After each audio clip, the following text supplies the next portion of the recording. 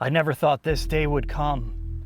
Like many, I'm at Monticello Raceway discussing the brand new GR86.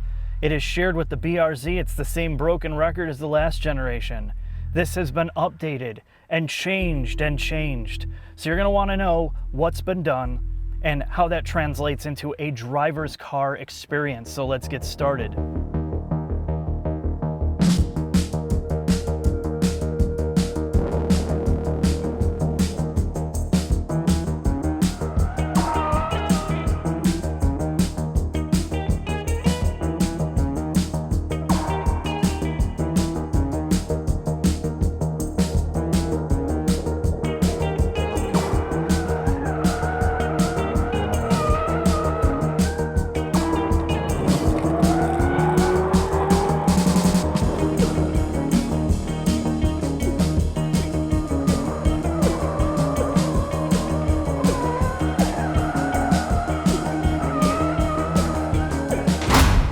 You saw a bit of the exterior, and what they've done is refine the outside of this car. Now, of course, the 86 and the BRZ are different, but it looks like Toyota listened to some of the aftermarket and some of the owners of the previous car, so they've made it more aggressive. The rocker panels, the little aero pieces in the rear fenders, the duck-built integrated spoiler on the trunk.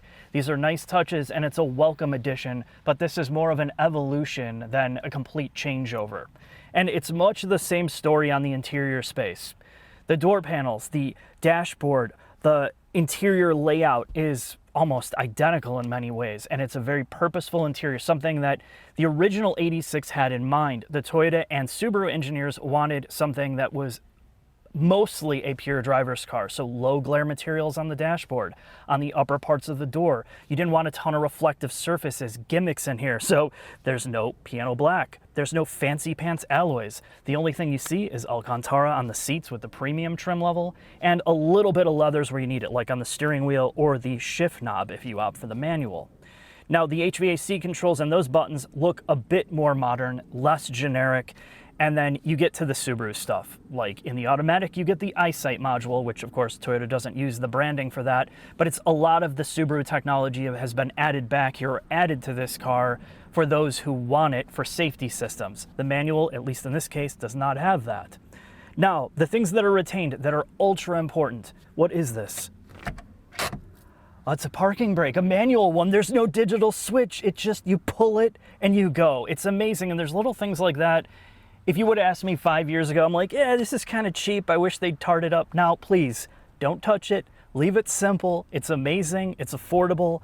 And you still have a manual transmission. And we're going to talk about the changes to some of the mechanical things in terms of engine and trans when we drive it on the track, and a little bit of the older generation car on the track as well.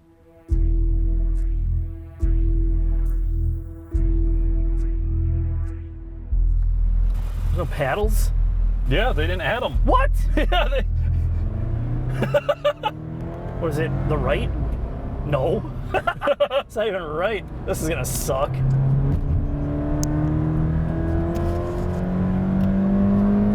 So, Mark, original 86. Oh, an automatic check, because we gotta represent those who want that pure experience, and we don't have paddles in this car for some reason, so I gotta use the... Whoa! Oh, I gotta upshift. I don't... The auto's reversed. Oh, jeez. Oh, man, this is a driver's car. All right, I'm just gonna leave it in third, and we're gonna talk through the previous generation car, Jack. What do you think?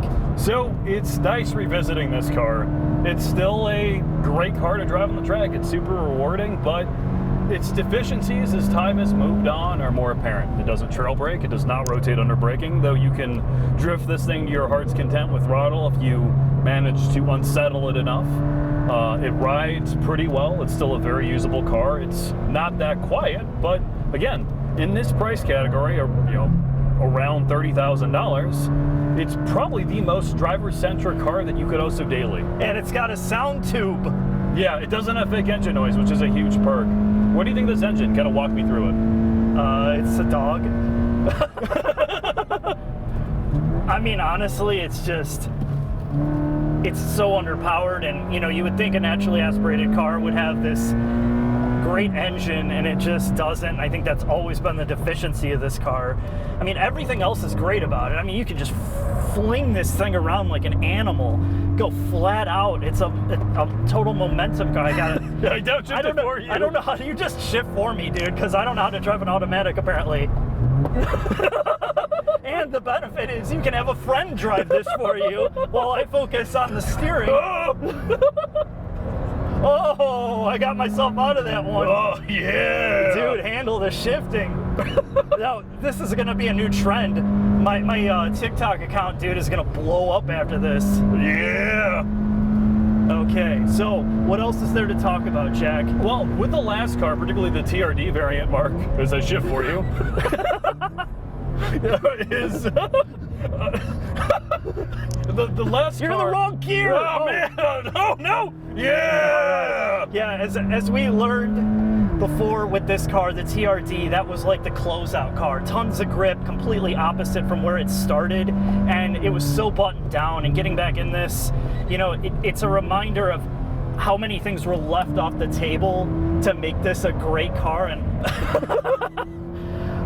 yeah, I mean, the last car, right? You had Brembos, you had real tires, you had all the performance goodies, you had lowering springs, you had sway bars, all from the factory, and it was just a package you could just go out and buy. The new car doesn't have, I taught you well. The new car doesn't have that yet. So if you want all the performance goodies from the factory day one, or you don't want to worry about reliability, there's still a market for the old car. But as we're about to find out, the new car has a lot to offer. yeah, I think we've said everything we need to say about this car. I can't wait to drive the new one. Where one of us drives the gearbox. Yeah, hopefully where it's not a two-man operation.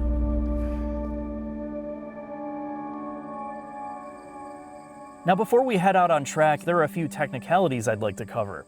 I'm sitting in the GR Supra, and when this was released, it was greeted with far less enthusiasm because you took an iconic Japanese nameplate in the Supra and put it on a customer car that was mostly designed by BMW. Now, the GR86 and the GT86 did not have this problem because, for one, you had two Japanese companies working together, and then there's the price point. Like, the new GR86 will start at about $30,000, and you get a manual transmission out of the box. This car has already been proven. People love it, and in some cases they don't like it, but they've attempted to fix a multitude of issues that they had with the first generation car. So let's go over that. So let's start with the engine, since that's one of the biggest complaints about the old car. Now, since they've increased the displacement by 0.4 liters, it's given them an additional 28 pounds-feet of torque at a lower RPM. With the additional horsepower increase as well, it is going to transform the driving experience. The next thing they've done is improve the automatic transmission by updating the torque converter and the clutches. The manual transmission also received some updates. They've improved fourth gear shift feel. They've changed the viscosity of the gear oil, which is something I did on the older car to smooth out some of the clunkiness of it. And then, of course, improve the gearbox or strengthen the gearbox for the additional power that the car delivers, which will probably also help people that are modifying the car in the future. Now, the weight has gone up in this car about 50 pounds with the manual transmission version, and also the fuel economy has dropped as well. But they have lowered the center of gravity about 1.5 millimeters, which is not something you can change in the aftermarket. They've tried to reduce weight as much as possible. You have an aluminum hood, you have aluminum fenders and roof, and they've strengthened a whole series of the underbody components, like the rear subframe is strengthened, and there are multiple areas that are changed in terms of suspension now. You have a little bit different kinematics in the front and the rear, and the shock absorber technology has changed a bit. There is now an assist spring inside the shock absorber, which helps with rebound and ride quality. Now, overall, we haven't found every single piece of technical information. Unfortunately, because of COVID, we did not have access to the Japanese engineers on the Toyota or the Subaru side. So there's going to be more things that we're going to learn as time goes on. One of the last things to talk about, which is critically important to this car, is weight balance. I know one of the arguments is going to be, well, cars have gotten faster. You have vehicles like the Civic Type R, the Golf R, or the Veloster N, which might even be faster around a track. But one of the things when you set up a front-wheel drive architecture is you can't get that perfect 50-50 weight distribution, and sometimes the cross balance isn't the greatest on those cars either. And what you're gonna get is you're always gonna get that understeer nature at the limit unless you really dial it out with suspension.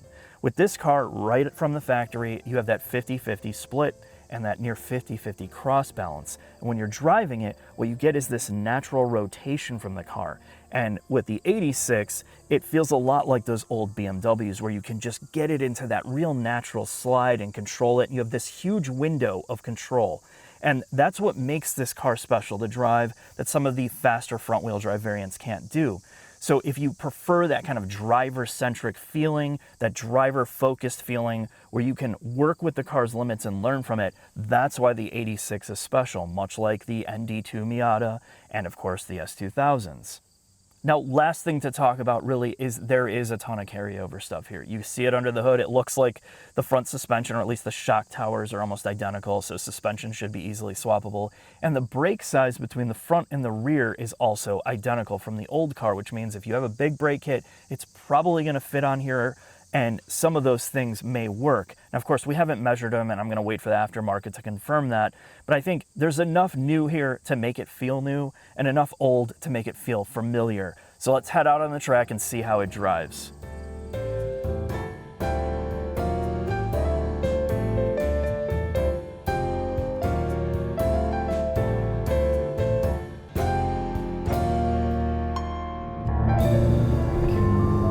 We are on Monticello Motorsports Park in the new 86. It's a little hot and sweaty. Hot and sweaty and about to rain. We did not get a lot of time with this car. We were promised it in the future, so we're going to give you a brief taste. But Mark, we love engineering, so tell me about it. What have they done to this car? Well, the long and short of it, it's a lot of incremental improvements that Subaru has been implementing in most of their new cars with Subaru's global architecture, which means more high-strength steels, more structural adhesives. All of that has been added. The main changes here, however, from the previous generation, of course, are the FA224, which now has a different bore and stroke. It's 9486. It's got a lot more torque. It's got more horsepower, and you feel it instantly coming from the previous car. It's all of that, all of the changes to bore and stroke and horsepower, which now makes 228, leads this car to do 0 to 60 in manual form in about 6 seconds, which is noticeably faster than the old car. Yeah, and I think the other thing you notice right away is the fake engine noise, and I think everybody in the media has complained about it. We've asked why they didn't add an ASC defeat, and chances are there is going to be a way which we'll figure out how to either disconnect the module that does it or pull a fuse, because it is just god-awful. Yeah, it's not a deal breaker because all the inputs are still excellent. You have a revised 6-speed manual, which is still one of the best in the industry, your perfect pedal box, and the best steering, probably under $60,000 in the market. It loads up nice, it's good feel. It's, you know, dynamically, Mark, it's a hard car to argue with. Well, so the Aisin automatic and the Aisin manual have been reworked a bit. The Aisin manual gets a revised 4th gear synchro or 4th gear altogether. The Aisin automatic has vastly different programming and tuning, which makes it a little bit quicker to respond, and we notice that right away. Well, obviously this is a car that you're going to best enjoy with the manual, especially with the way the gearing is. And the transmission, the automatic in manual mode on the automatic version, is not that eager to go down to 2nd gear. So you constantly have to fight it. But in the case of this car, it still can go sideways. There's more torque to go sideways. And how is it to control? It's one of the easiest cars I've ever driven to drift. It's not scary, and because it's a Torsen, it's got very easy to control suspension. It is a rewarding car to go sideways in, as I'm about to attempt here. You just need the LC convertible out here for you so you can get some V8 and 4-cylinder action. If you like going sideways and you like a car that's playful, a car that makes you drive, it's, oh Oh my God, is this fun to do, Mark. But if you want to drive it like a driver's car, you can, because I'm the opposite. As soon as this thing does that, you can drive it fast as hell. This is going to compete with an ND2 Miata, nose to nose, and once you get a little bit of modification in your tire and probably suspension and brake pads, it's going to compete with the S2000, at least the AP1. And unlike those cars, it's usable every single day. You've got a big trunk, the rear seats fold down, and a closed cabin so you can drive it year-round. So, Mark, we're pulling back into the pits, and is there anything else you want to talk about? I mean, I think we talked about the interior, the exterior a little bit. And I mean, this is really hard. I mean, to be honest, everybody, when you have a day with a car like this, not even a full day, our real impressions are just wowed. You're at a nice trip, you're on a track trying to jam all this in. What I can tell you is from being a previous owner, and you as well, this is a better car in every way without really ruining the core of what they tried to do. Everything is still as analog as you can get in this modern age, and finally you have a motor that isn't a total dog. And I think that's the biggest takeaway here. And it's affordable. But let's get into the final thoughts, Jack, and we'll cover some of the other engineering stuff and kind of our overall impressions after we leave this. All right. Final thoughts on the GR86, and I gotta admit, when I heard about this car and all the announcements, I'm like, they're just basically rehashing the same thing. Probably based on contract, they had to do 2 generations or whatever. But I think after time has passed, driving it on track and then thinking about it, the more excited I've gotten for it. It is a vastly better car while not messing with the formula of the past. To me, this is a vehicle at $30,000 with a manual transmission. It's just quick enough, it's fun to drive every day, the fuel economy isn't horrific, and it's still that pure driver's car that we know is not going to exist in the future. So in some ways, I feel like maybe mistakenly they got themselves in too deep having to make this car for too long, but on the other hand, it really is a public service to have a car like this in existence. And I personally, I know Jack's gonna buy one. I don't know that I'm gonna jump back into that camp again, but there's absolutely no reason why you wouldn't buy this car. If you're in the market for something like a Miata, or you're looking for an S2000 and they're way too expensive, this finally is competitive with those cars and probably has far more overhead in certain ways for at least the street and some track. The main difference here is it has good aerodynamics. They've improved that even more. So with the right suspension, with the right brakes, you are going to have a ton of fun with this car.